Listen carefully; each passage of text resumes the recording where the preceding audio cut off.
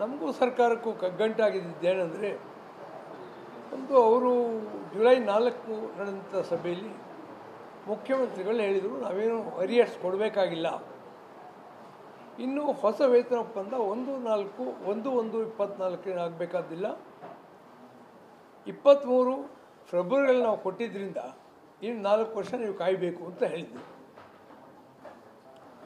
ಒಂದೇನೆಂದರೆ, ನಾವು ಡಿಮಾಂಡ್ಗಳು 2014 ಕೊಟ್ಟು ಸುಮಾರು 15-16 ತಿಂಗಳು ಮಾತುಕತೆಗಳು ನಡೆದಿವೆ. ಆ ಮಾತು ಯಾವಾಗಲೂ ಬಂದೇ ಇರಲಿಲ್ಲ. ನೀವು 27 ಕಾಯಬೇಕು ಅಂತ ಯಾರು ಹೇಳೇ ಇರಲಿಲ್ಲ. ಒಂದು ನಿಲುವೇನಾಗಿತ್ತು, ಸಾರಿಗೆ ನಿಯಮಗಳದ್ದು ಹಾಗೂ ನಮ್ಮ ಸಾರಿಗೆ ಸಚಿವರದ್ದು, ಪ್ರಯಾಣ ದರ ಜಾಸ್ತಿ ಮಾಡಲಿಕ್ಕೆ ಹೇಳಿದ್ದೀವಿ, ಸರ್ಕಾರ ಕೇಳ್ಕೊಂಡಿದ್ದೀವಿ, ಅವರು ಕೊಟ್ಟರೆ ನಿಮ್ಮ ವೇತನ ಒಪ್ಪಂದ ಮಾಡ್ತೀವಿ ಅಂತ ಹೇಳಿದ್ರು. ದಟ್ ಮೀನ್ಸ್ 1/1/24 ನಮ್ಮ ವೇತನ ಜಾಸ್ತಿ ಆಗಬೇಕು ಅನ್ನೋ ಡಿಮಾಂಡನ್ನು ಅವ್ರು ಒಪ್ಕೊಂಡಿದ್ದು. What was left was negotiation and a final decision. ಇನ್ನು ಈ 38 ತಿಂಗಳ ಅರಿಯರ್ಸ್ ಏನಿದೆ, ಹಿಂದೆ 15% ನಮ್ಮ ವೇತನ ಹೈಕ್ ಬಂದಿತ್ತು, ಅದರ ಕಡೆಗೆ ಶ್ರೀನಿವಾಸ ಮೂರ್ತಿ ಕಮಿಟಿಗೆ ರೆಫರ್ ಮಾಡಿದ್ರು. ಆ ಕಮಿಟಿ ಮುಂದೆ ನಾವು ಕೂಡ ಎವಿಡೆನ್ಸ್ ಕೊಟ್ಟು ಹೇಳಿದ್ವಿ, ಕಾರ್ಪೊರೇಷನ್ಗಳ ದುಡ್ಡಿಲ್ಲ, ಸರ್ಕಾರನೇ 38 ತಿಂಗಳು ದುಡ್ಡು ಕೊಡಬೇಕಾಗತ್ತೆ ಅಂತ. ಸುಮಾರು 1800 ಕೋಟಿ ರೂಪಾಯಿ ಅದು. ಅದರಿಂದ ನಮ್ಮ ಬೇಡಿಕೆಗಳು ಸುಮಾರು 12 ಇದ್ದರೂ ಕೂಡ ಸರ್ಕಾರ ನಿಗದಿ ಮಾಡಬೇಕಾದ್ದು 1800 ಕೋಟಿ ರೂಪಾಯಿ ಬಗ್ಗೆ. ಇನ್ನು 1/1/24 ವೇತನ ಏನಿದೆ, ಅದಕ್ಕೆ ಸರ್ಕಾರ ಒಂದು ಬಿಡುಗಾಸು ಕೊಡೋದಿಲ್ಲ. ಇದನ್ನು burden cost on the government. ಸಾರಿಗೆ ನಿಗಮಗಳು ತಮ್ಮ ಆದಾಯದಲ್ಲಿ ಬರುವಂಥದ್ದು. ಮತ್ತು 15% ಫೇರ್ ಹೈಕ್ ಕೂಡ ರಾಜ್ಯ ಸರ್ಕಾರ ಕೊಟ್ಟಿದೆ. ಸ್ಟೆಬಿಲೈಸ್ ಆಗಿದೆ ಅವರ ಆದಾಯ, ಇವಾಗ ಚೆನ್ನಾಗಿ ದುಡ್ಡು ಬರ್ತಾಯಿದೆ. ಅದರಿಂದ ನಾವೇನು ಎಕ್ಸ್ಪೆಕ್ಟ್ ಮಾಡಿದ್ವಿ, ಸ್ಟ್ರೈಕಿಗೆ ಮುಂಚೆನೇ ಕರೀರಪ್ಪ ಅಂತ ಹೇಳಿದ್ವಿ. ಅಂದರೆ 22 ದಿವಸ ನೋಟಿಸ್ ಕೊಟ್ಟಿದ್ವಿ ಕಾನೂನು ಪ್ರಕಾರ. ಸ್ಟ್ರೈಕ್ ಹಿಂದಿನ ದಿವಸ ಇವತ್ತು ಕರೆದು. ಇವತ್ತು ಅವರ ಪೊಸಿಷನ್ ಏನಿತ್ತು ಅಂದರೆ, ಫೈನಲಿ ಸುಮಾರು 2 ಗಂಟೆ ಸಭೆ ನಡೀತು, ಸಾಕಷ್ಟು ವಾಗ್ಯುದ್ಧ ಆಯಿತು. ಅಂತಿಮವಾಗಿ ಚೀಫ್ ಮಿನಿಸ್ಟರ್ ನಮಗೇನು ಹೇಳಿದರು ಅಂದರೆ, ನಿಮಗೆ 14 ತಿಂಗಳ ಬಾಕಿ ಹಣ ಕೊಡ್ತೀವಿ ಅಂತ.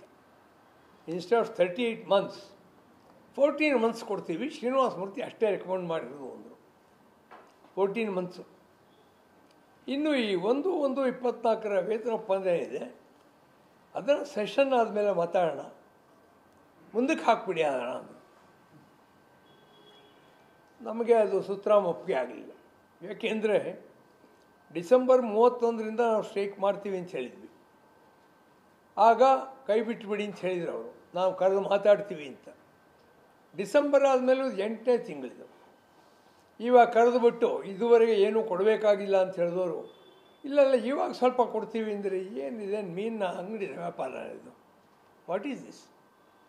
ನಾವು ಈ ಸಂಸ್ಥೆಗೆ ಗೌರವ ಘನತೆ ತಂದು ಕೊಟ್ಟಿರೋರು, ಇವರ ಸ್ಕೀಮ್ಗಳು ಜಾರಿ ಮಾಡಿರೋರು, ಹಲವಾರು ಅವಾರ್ಡ್ಗಳು ನಾವು ತಗೊಂಡಿರೋ ಜನ, ಈ ಥರ ಬಾರ್ಗೇನು ನಮ್ಗೆ ಸುತರಾಮ್ ಇಷ್ಟ ಆಗಲಿಲ್ಲ. ಆದ್ದರಿಂದ ನಾವು ಒಕ್ಕೋರ್ಲಿಂದ ನಮ್ಮ ಜಾಯಿಂಟ್ ಕಮಿಟಿಯಿಂದ ಹೇಳಿದ್ವಿ, ಇದು ನಮ್ಗೆ ಒಪ್ಪಿಗೆ ಆಗೋದಿಲ್ಲ, ನೀವು 38 ತಿಂಗಳ ಅರಿಯರ್ಸ್ ಕೊಡಬೇಕು. ಆಫ್ಟರ್ ಆಲ್ ಡಿಫರೆನ್ಸ್ ಎಷ್ಟು ಬರುತ್ತೆ, ಇನ್ನೊಂದು 1000 ಕೋಟಿ ಜಾಸ್ತಿ. 4 ಲಕ್ಷ ಕೋಟಿ ನೀವು ಬಜೆಟ್ ಕೊಟ್ಟಿರೋರಿಗೆ 1000 ಕೋಟಿ ಯಾವುದು ದೊಡ್ಡದು? ಇವಾಗ 700 ಕೋಟಿ ಕೊಡೋಕೆ ಒಪ್ಪಿದೆ, 800 ಕೋಟಿ. ಇನ್ನು ನೀವು 1000 ಕೋಟಿ ಏನು ಕಷ್ಟ ಆಗಬಾರ್ದು, ಬೇಕಾದ್ರೆ ಇನ್ಸ್ಟಾಲ್ಮೆಂಟಲ್ಲಿ ಕೊಡಿ ಅಂತ ಹೇಳಿದ್ವಿ. ಅದು ಅವರು ಒಪ್ಕೊಳ್ಳಿಲ್ಲ. ಇನ್ನು ವೇತನ ಒಪ್ಪಂದ ಬಗ್ಗೆ ಅದು ಕೂಡ ಸ್ಟಾರ್ಟ್ ಮಾಡ್ತೀವಿ ಅಂತ ಹೇಳಲಿಲ್ಲ ಅವರು. ಆದ್ದರಿಂದ ನಮಗೆ ಬೇರೆ ದಾರಿ ಇಲ್ಲದೇ ನಾವು ಮುಷ್ಕರ ತೀರ್ಮಾನವನ್ನು ಜಾರಿ ಮಾಡ್ತೀವಿ ನಾಳೆಯಿಂದ. ಆದರೆ ನಾವು ಎಲ್ಲ ತಮ್ಮ ಮೂಲಕ ಸಮಸ್ತ ಕೆಲಸಗಾರರಿಗೂ, ಸಾರಿಗೆ ನಿಗಮಗಳಲ್ಲಿ ಕೆಲಸ ಮಾಡೋರು ಸಮಸ್ತ ಕೆಲಸಗಾರ ಕೇಳೋದು, ಬೆಳಗ್ಗೆ 6 ಗಂಟೆಯಿಂದ ಯಾರೂ ಡಿಪೋ ಕಡೆ ಹೋಗಬೇಡಿ, ಎಲ್ಲ ಆರಾಮಾಗಿ ಮನೆಯಲ್ಲಿ ರ್ಯಾಲಿಗಳು ಮಾಡಬೇಕು. ಏನೋ ನಾವಿಲ್ಲೇ ಸೆಂಟ್ರಲ್ ಕೈಯಿಂದ ಜಾಯಿಂಟ್ ಕಮಿಟಿಯಿಂದ ಡಿಸೈಡ್ ಮಾಡಿ ನಂತರದಲ್ಲಿ ನಾವು ನೀವು ಅಡ್ವೈಸ್ ಮಾಡ್ತೀವಿ. ಆದರೆ ನಾಳೆ ಬೆಳಗ್ಗೆ 6 ಗಂಟೆಯಿಂದ ರಾಜ್ಯಾದ್ಯಂತ BMTCನೂ ಸೇರಿಸಿ ಎಲ್ಲ ಬಸ್ಸುಗಳು ಡಿಪೋಗಳಲ್ಲಿ ಸ್ಥಗಿತವಾಗಬೇಕು ಅಂತ.